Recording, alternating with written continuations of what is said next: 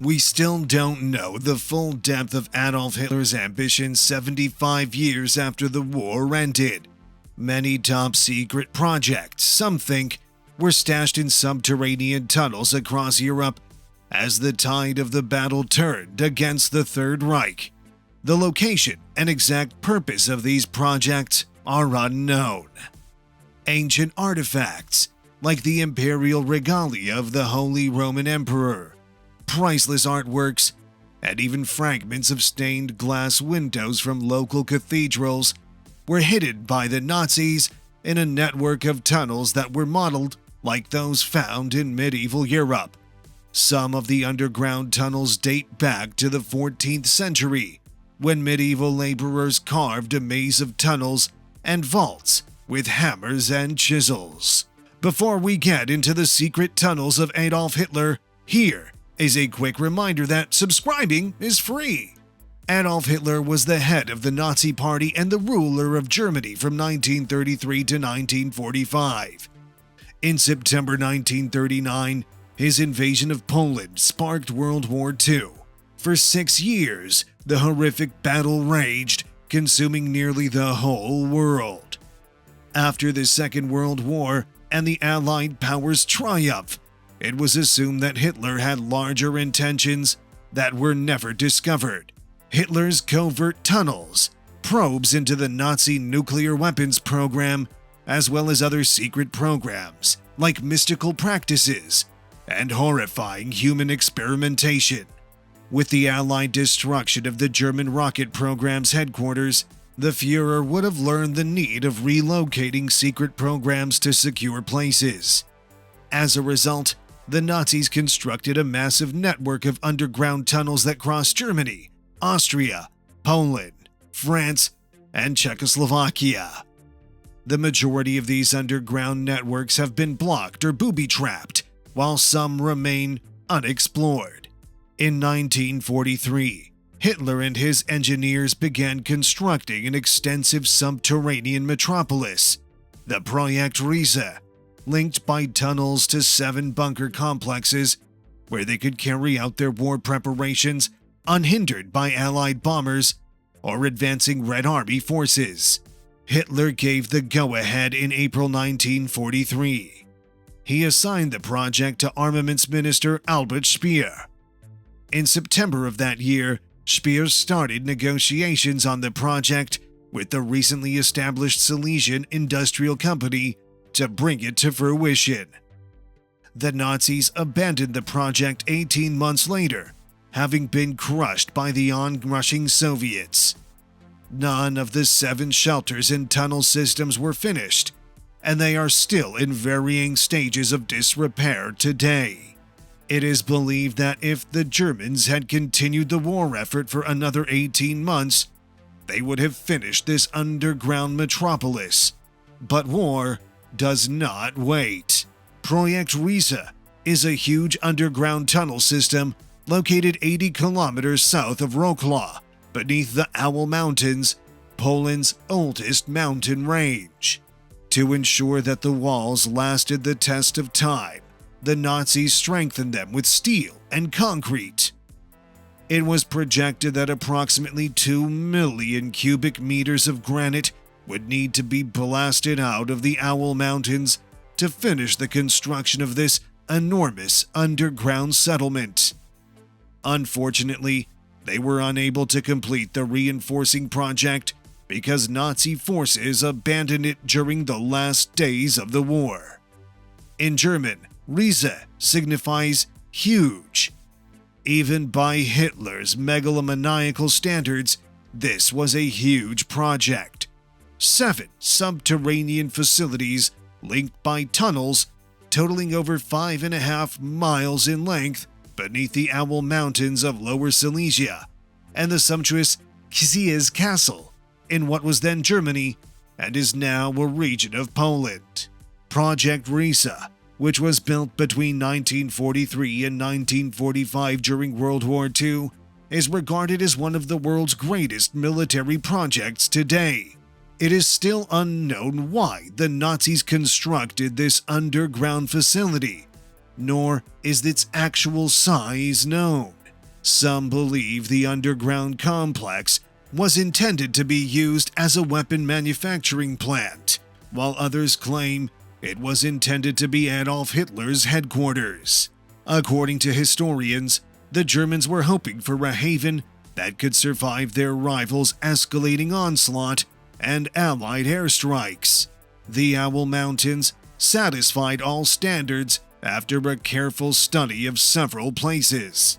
The mountain range was deemed the safest location because of its strong rock, which provides the underground tube with much-needed protection against airstrikes.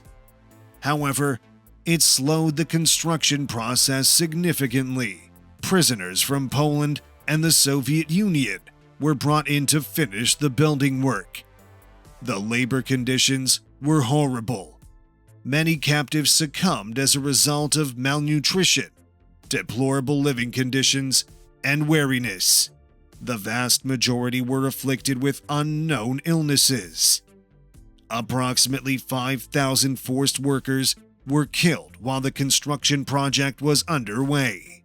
According to historians, around 13,000 forced laborers and convicts from adjacent concentration camps, such as Auschwitz, were put to work erecting the surface structures and excavating the mountain at Asovka. It is claimed that 5,000 people died in making the project reality, and 14 were executed following failed escape attempts.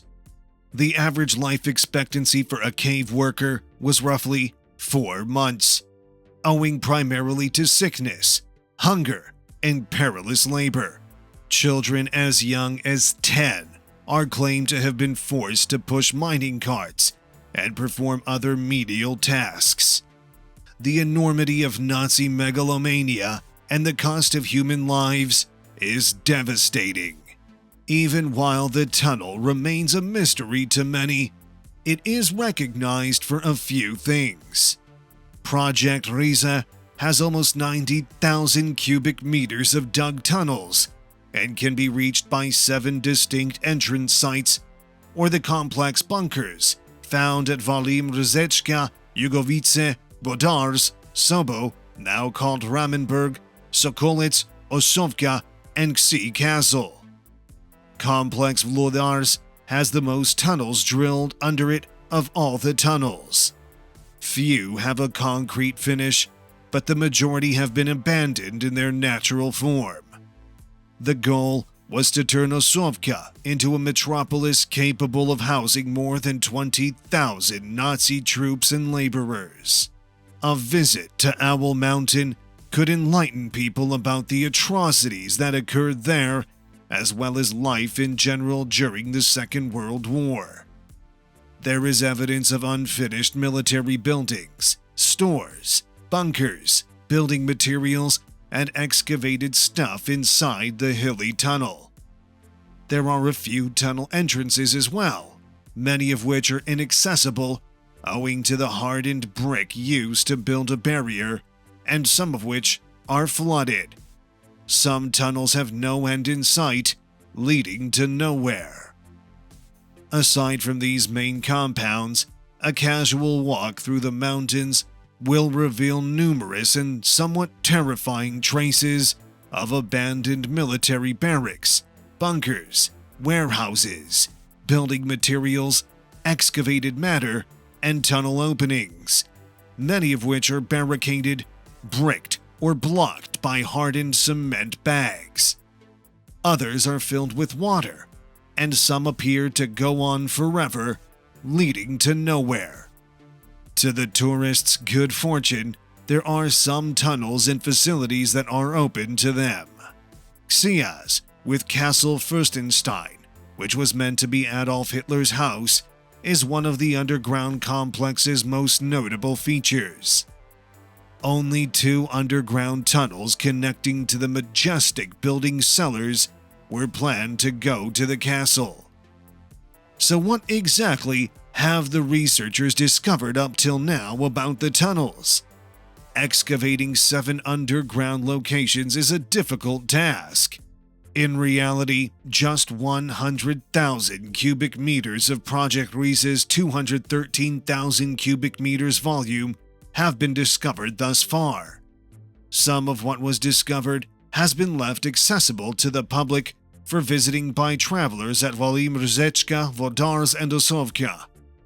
Archaeologists discovered an abandoned painted gate that was designed to fool passerbys, a pistol, and a massive hall with a construction track, among other things. An ancient winch, ammunition wagons, a paint inscription that reads Riza, solid arches, barracks, and other ruins in a basement were also scattered around the tunnels. Because of lack of documentation, Project Risa's objective remains unknown.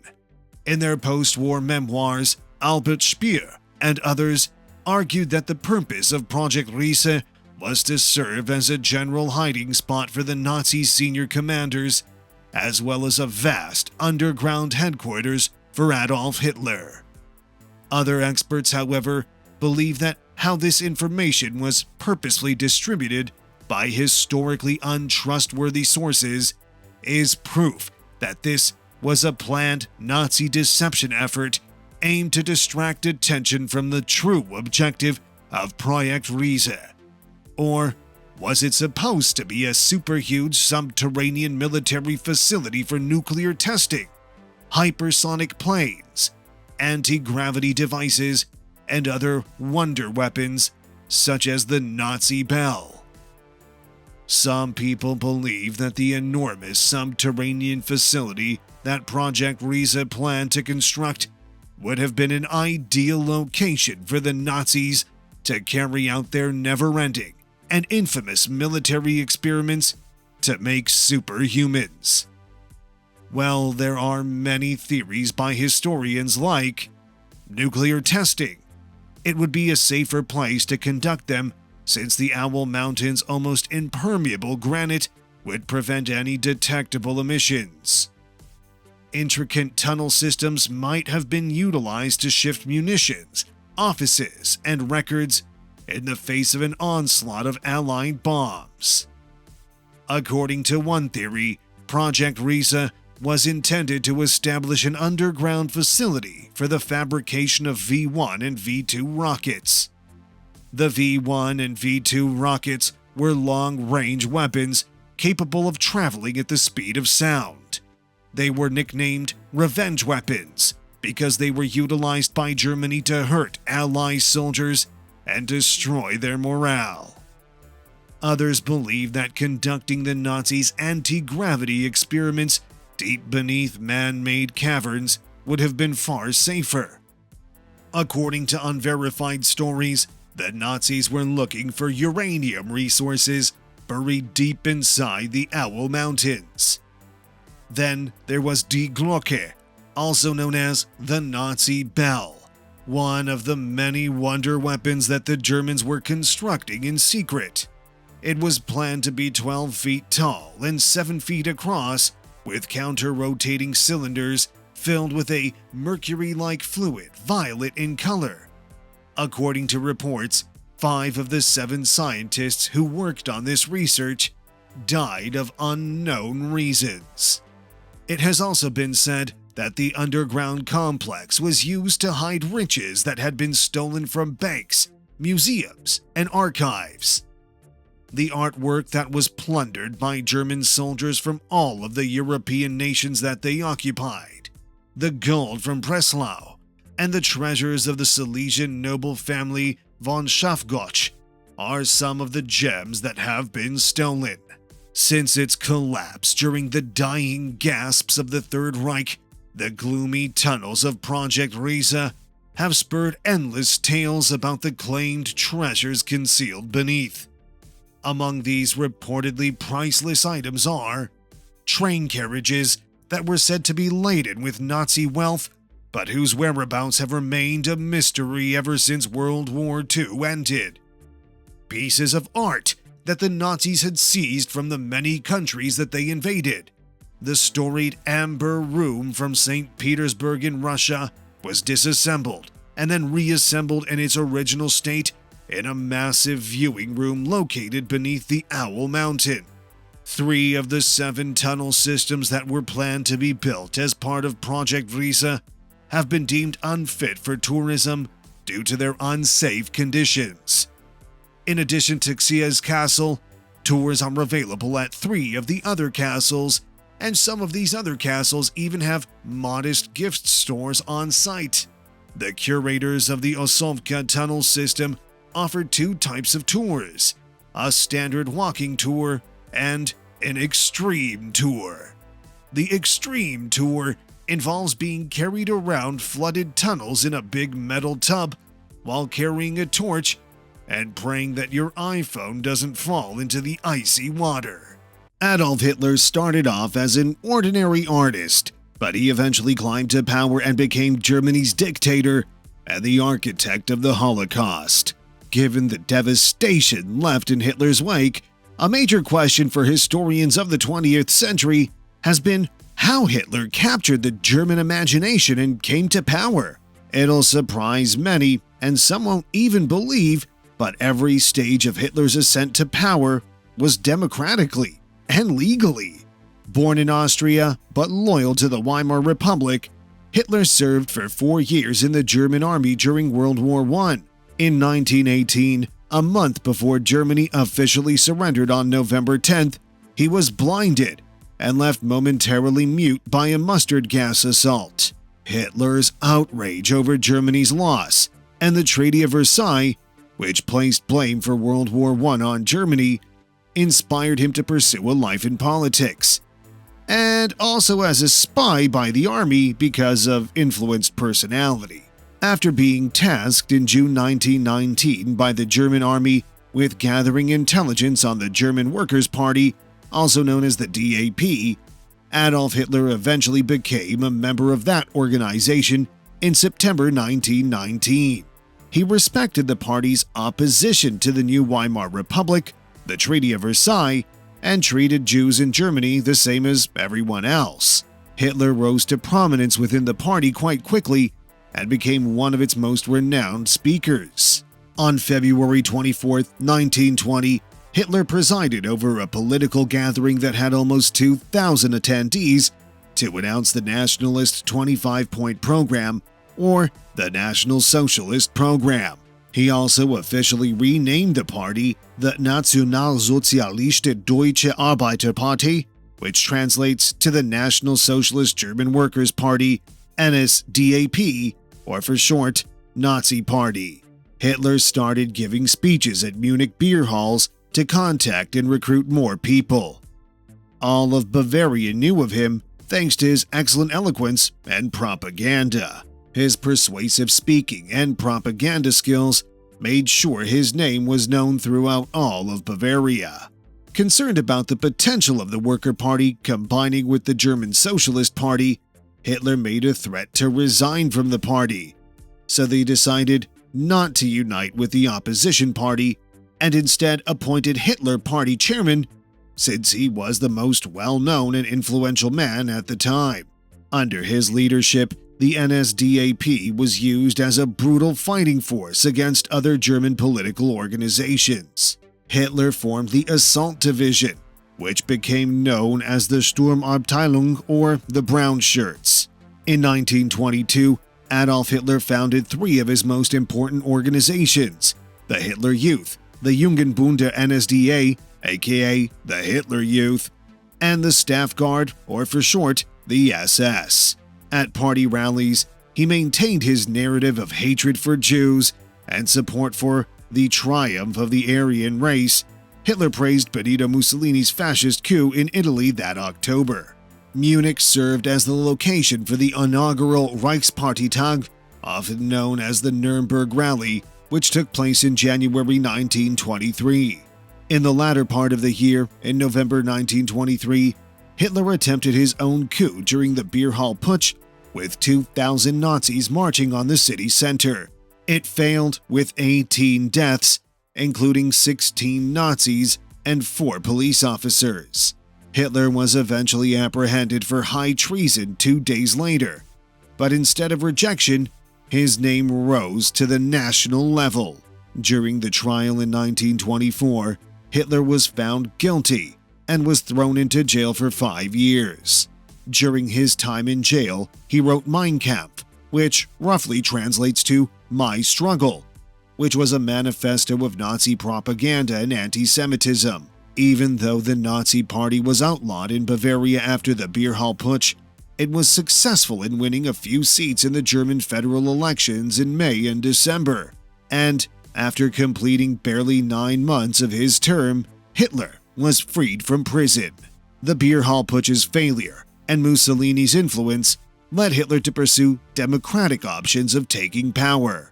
After the publication of Mein Kampf in July 1925, Hitler became a household name among European fascists.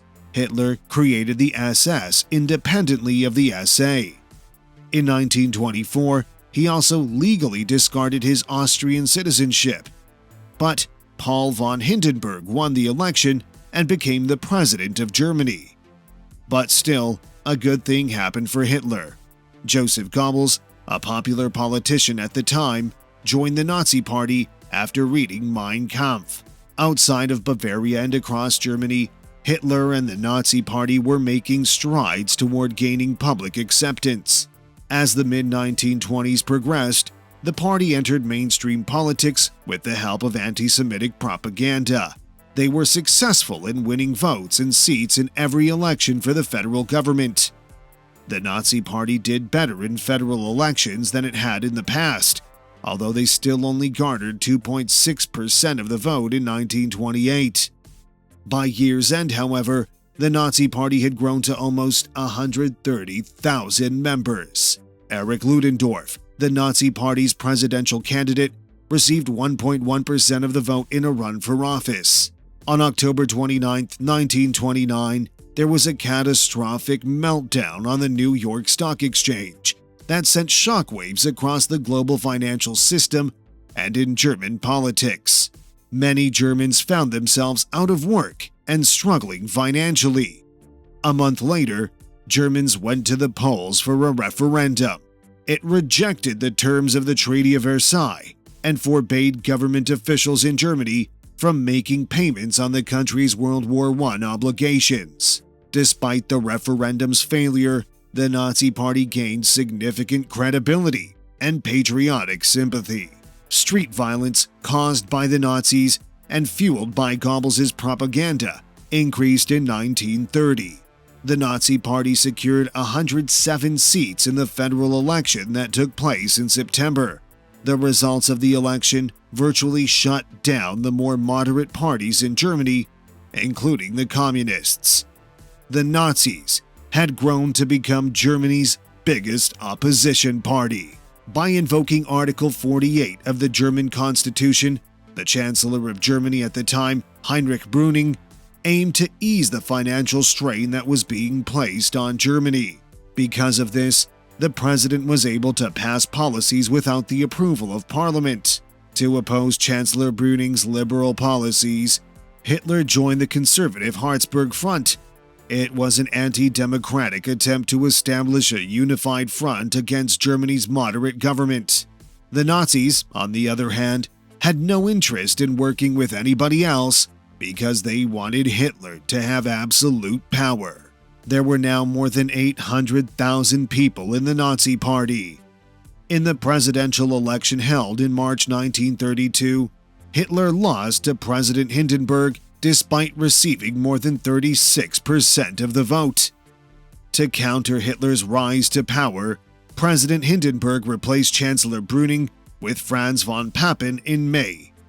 In July of 1932, the Nazis received almost 37% of the public vote. As the biggest party in the Reichstag, they elected Hermann Göring as president. Hitler had previously requested the office of the Chancellor and had rejected Chancellor Papen's offer of Vice-Chancellor. While the Nazis' vote share dropped on November, 19 influential representatives of Germany's business community nonetheless signed the Industriellen-Eingabe, calling on President Hindenburg to appoint Hitler Chancellor. But Major General Kurt von Schleicher, an adversary of Hitler's, succeeded Chancellor Papen in December. With Hitler's help, Papen convinced Hindenburg to appoint Hitler Chancellor in exchange for Hitler naming him his Vice-Chancellor. By 1933, Hitler and the Nazi Party would benefit from the political maneuverings he had undertaken before. Hitler's rise to power coincided with the Great Depression, and millions of unemployed Germans clung to his promises of economic recovery. With Papen's help and Hindenburg's approval, Hitler became Chancellor in January 1933, marking the beginning of his seizure of power. Fear was sparked not just in the democracies that are the region's neighbors, but also among the Jewish community when his nomination was announced. A few years later, Hitler would lead Germany into World War II, which would be the final test of his authority, as well as the might of mankind itself. In March of 1933, as a result of the Enabling Act, Hitler was granted plenary powers. These powers allowed him to act without being constrained by the parliament or the German constitution. Hitler used these powers to set up the Third Reich. When Adolf Hitler attained a position of dictatorship, one of his first acts was to remove civil rights and possibilities for resistance. In July, it became illegal to hold or participate in political parties that were not Nazi parties. 3 months later, Germany announced that it would no longer participate in the League of Nations or the World Disarmament Conference.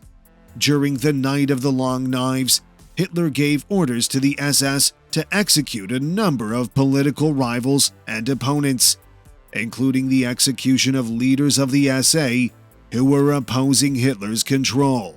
As Hitler had plenary powers, he was able to order the executions even if the courts did not provide their approval. Between the 30th of June and the 2nd of July of 1934, there were over 150 executions, and hundreds more were detained. Because of Hitler's actions, Vice-Chancellor Papen stepped down from his position on July 3rd. A month after that, President Hindenburg passed away. The day before his death, the cabinet approved a bill to do away with the position of president, and all of the president's responsibilities were given to Chancellor Adolf Hitler. Thus, Hitler was elevated to the position of Führer und Reich Kanzler and became dictator of Germany.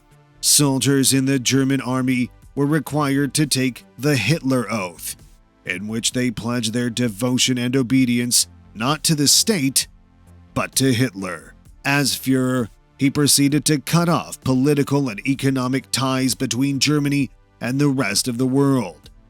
He violated the terms of the Treaty of Versailles by arming Germany again, and in 1938, he started expanding Germany's frontiers by annexing Austria.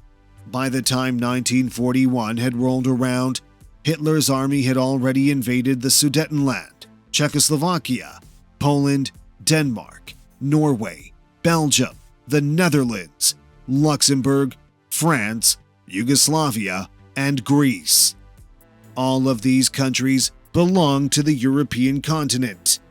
Along with Japan's assault on the United States, his siege of Britain and the Soviet Union dragged almost every country in the world into the conflict in some way to start World War II. Over 40,000 concentration camps and slums were built by Nazi Germany under Hitler's instruction to confine, enslave, and kill people. Jews from Germany and other invaded nations made up most of these captives, along with political opponents, homosexuals, Romani, and other nationalities from throughout the world. In the end, Hitler's desire for power was responsible for the deaths of 75 million people before he committed suicide in 1945. The results of Adolf Hitler's rule were catastrophic and devastating to every community in the world. But if you look at his rise, he would never have been able to rise without the support of his followers and political friends. The 20 years leading up to World War II are a historical example that highlights the dangers that might arise if fascism is allowed to make inroads into democracies.